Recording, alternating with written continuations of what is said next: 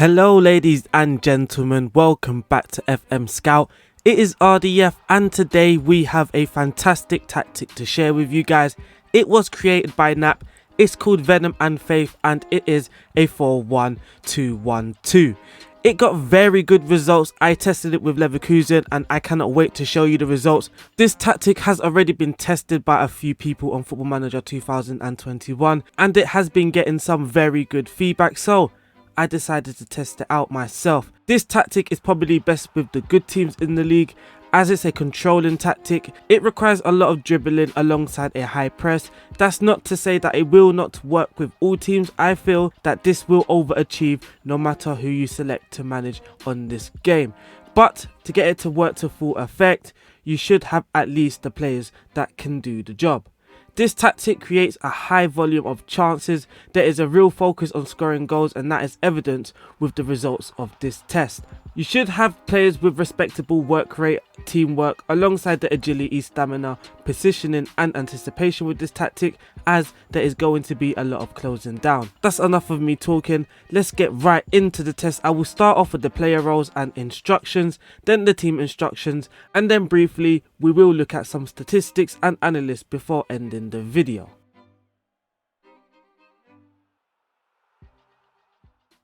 Before we get into the test, if you are new or you haven't yet, hit the subscribe button, hit the like button.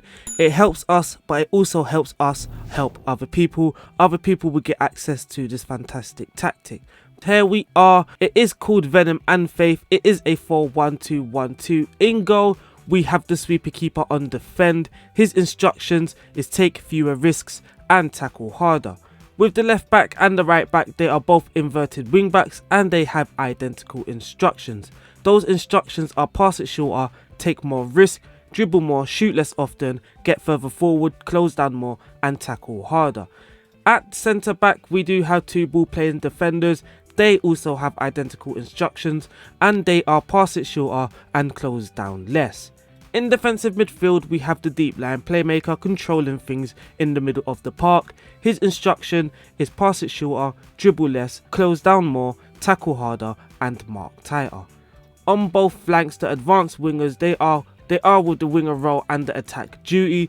Their instructions are the same also and they are tackle harder with mark tighter. In the attacking midfield position, we do have the shadow striker. He can only come with the attack duty.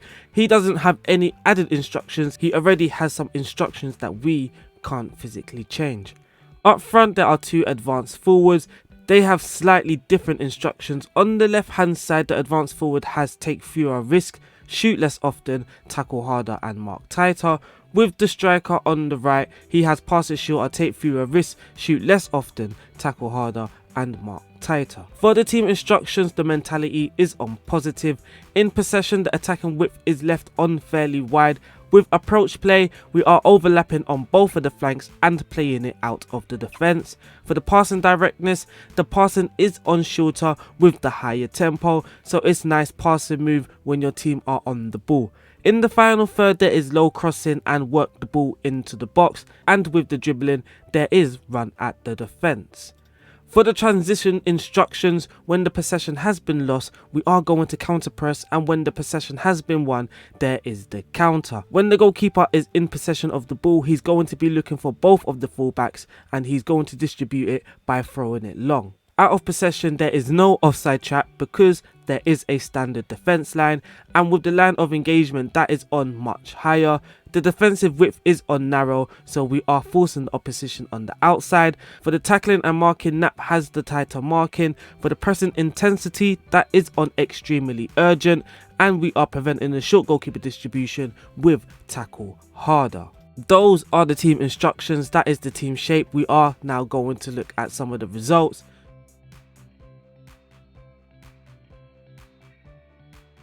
Going to head over straight to the competitions, and as you can see, we won the treble. Yes, we won the Bundesliga, playing 34 games, winning 24 of those, drawing 8 and losing only 2. Those 2 losses came against Union Berlin, we lost 4-2, and we lost at home to Augsburg 2-1. We beat Roma 4-0 in the final of the Europa League, and some of our best performances actually came in the Europa League. We also won the DFB Pokal. In the Bundesliga, you can see we had the top goal scorer, we had the best players in the league with Leon Bailey on the 7.38 average rating and Patrick Schick with a 7.23 rating. With the assists, we also have the highest assist with Emiri on 10, and we have Gunter on 9 assists.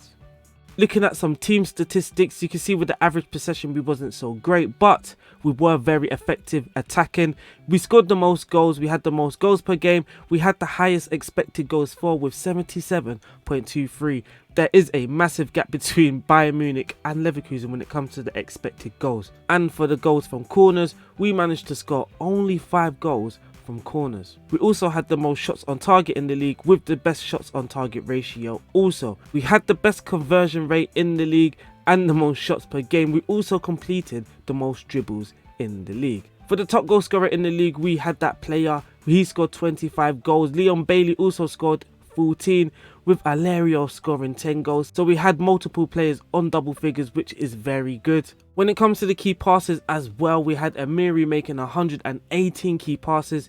Demirbay made 90 key passes, while Leon Bailey completed 67 key passes. Demirbay did come out with the best key passes per 90 minutes ratio though, with 6.42 key passes a game, and Emiri coming second with 4.67. Leon Bailey managed to create 4 clear-cut chances, and Demirbay also managed to create 4 clear-cut chances. When we look at the team report and we look at the attacking efficiency, you can see that Bayern Leverkusen were aggressive and clinical in the league. The general performance, we were the better team when you're comparing with the average. We didn't have the best tackles won ratio in the league or the best pass completion ratio in the league, but we did have the best goals, the most expected goals. We did have a decent defense by beating the average conceded per game and the expected goals against per game. We can also look at our defensive efficiency, and you can tell from here we had a decent defense. It was solid and we were very quiet. Now let's look at the squad stats finally. You can see that Patrick Schick scored the most goals with 39 goals in 41 starts with 4 assists. Leon Bailey, probably the best player in this team. He played 31, scoring 19 and assisting 12 on the left wing.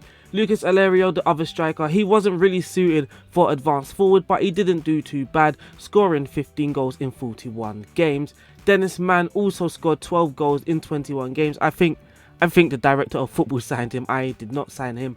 The centre-back managed to get 11 goals, while Emiri got 10 goals and 17 assists, while DRB got 10 goals and 7 assists. We will also check the route to the Europa League final.